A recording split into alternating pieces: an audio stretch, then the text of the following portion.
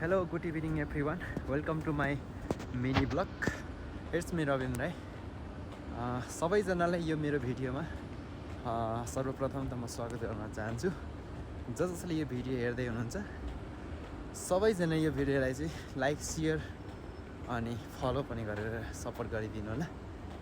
विशेष गरी मैले यो भिडियो चाहिँ किन बनाउँदैछु भन्दाखेरि ठ्याक्कै म चाहिँ अहिले मेरो ड्युटी आज बिहान 7 बजीबाट 4 बजीसम्मको लागि थिएँ। सो म चाहिँ मेरो कपाल एकदम लामो भयो क्या, यहाँ हेर्न सक्नुहुनेछ। मेरो कपाल लामो भएको कारणले गर्दाखेरि म चाहिँ केस काट्नको लागि सो अहिले चाहिँ उकालोको बाटो रहेको छ है। अनि मेरो ड्युटी गर्ने बिल्डिङ चाहिँ ऊ त्यो हो, यो देख्न सक्नुहुन्छ। यो बिल्डिङमा चाहिँ म ड्युटी गर्छु र यहाँबाट चाहिँ म चाहिँ यहाँबाट झरेर उकालोको बाटो हिँड्दैछु। जेस एकदम सास बढिरहेछ, कुद्न पनि मन लागिरहेछ, तर सास लागिरहेछ नि, हावा चलिरहेछ है गाइसहरू। जेहोस् उकालोको बाटो छ, जेहोस्। अब पहिला त म धेरै एक्सर्साइज गर्ने अनि रनिङ पनि धेरै ठाउँमा कुदेको छु।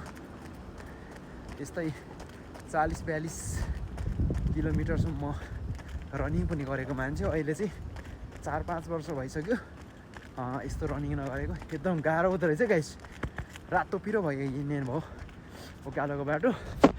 जो उकालोको बाटो फेरि यो चाहिँ कहाँनिर भन्नुहुँदाखेरि चाहिँ तपाईँहरूले यो कहाँनिर भनेर पनि सोच्नु भएको होला। यो चाहिँ मलेसियाको ग्यान्टिङ आइल्यान्ड भनेर चिनिन्छ है। म चाहिँ उकालोको बाटो लाग्दैछु। हेर्नुहोस्, नेचरल सेम नेपालको जस्तै होइन यहाँनिरको सबै ठाउँहरू। सो म चाहिँ आफ्नो बाटो अगाडि बढाइरहेको छु। एकदम उकालोको बाटो रहेको छ, हेर्नुहोस् उकालोको बाटो रहेको छ। सो सास एकदम बढिरहेछ, किनभने हिँड्ने बानी नभएर अब नेपालमा त अब धेरै हिँड्नुपर्छ होइन। अब यहाँनिर चाहिँ अब गाडीमा चढौँ भन्दाखेरि पनि गाडी लाग्छ मलाई चाहिँ होइन। तपाईँको चाहे 4-5 मिनटको किन नहोस्, मलाई चाहिँ लास्टै गाडी लाग्छ क्या। त्यही भएर म चाहिँ हिँड्न नै रुचाउँछु प्रायः। सो कुद्न नि मन लागिरहेछ, तर एकदम उकालोको बाटो रहेको छ। यताबाट हुँदै उता जानुपर्छ। अनि जोस् रमाइलो भइरहेछ। एक्लै छु होइन, एक्लै छु म, बिचमै छु। गाह्रो भइरहेछ, एकदम गाह्रो भइरहेछ गाइसहरू, गाह्रो भइरहेछ। सास बढिरहेछ गाइस,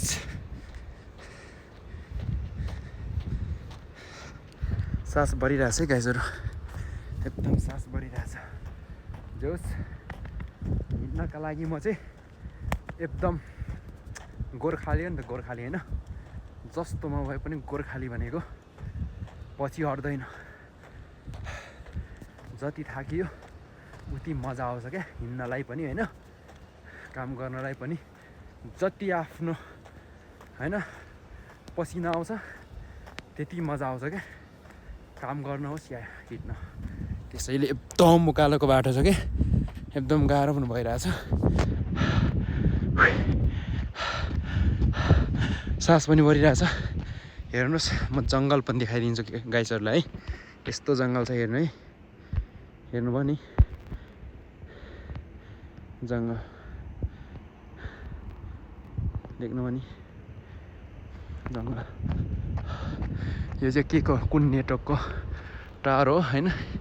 यता पनि छ अनि यहाँ पनि छ। सास बढिरहेछ कि गाइस, म चाहिँ कुद्न मन लाग्यो, कुद्छु। अब कति मिठो, अब चाहिँ म धेरै छैन है मेरो, अब चाहिँ पुग्न लागिसकेँ। जेहोस् उकालोको बाटो चाहिँ म अलरेडी आइसकेँ। एकदम धेरै ओह्रालो छ, उकालो छ। हेर्नुहोस् त एकैछिनमा मौसम, हेर्नुहोस् त एकैछिनमा मौसम यस्तो भइसक्यो। देख्नुभयो नि, धुम्म लागिसक्यो। यो चाहिँ Malaysia canteen island I think यो 35,000-3,000देखि 100 मिटर हाई हुनुपर्छ यहाँ अलिकति लेख्नै पर्छ पानी पनि पर्न लागिसक्यो 1-2 पानी त परिसक्यो किनभने अलिक छिटो हिँड्नुपर्छ छिटो हिँडिएन भने यहाँ एकैछिन गाडीले भेट्छ गाडीले होइन पानीले भेट्छ किनभने यो अलिक लेट नै पर्छ यहाँ त एकैछिनमा पानी पर्छ एकैछिनमा ठिक हुन्छ एकैछिनमा पानी पर्छ अलिक पानी परिसक्यो गाइजहरू है अझै पनि धेरै छैन अब 1-2 मिनटमा त म तल पुगिहाल्छु मौसम यस्तो भइसकेको छ पानी पर्ने मौसम भइसकेको छ धुम्म लागिसकेको छ है म चाहिँ कुदिरहेको छु है यताबाट जानुपर्छ यहाँबाट छिरेर जानुपर्छ गाइजहरू है एकदम गाह्रो छ पानीले भेट्यो भने एकैछिनमा पानीले भेजिहाल्छ क्या किनभने यहाँनिर पानी नेपालको जस्तो आउँदैन आएपछि गट्टाङ टङ टङ टङ भारेर आउँछ होइन एकैछिनमा भेटिहाल्छ हेर्नुहोस् न भर्खर 1-2 थोपा पानी परिरहेको थियो एकैछिनमा पानी परिसक्यो हेर्नुहोस् त कस्तो ठुलो पानी पर्यो पानी परिसक्यो है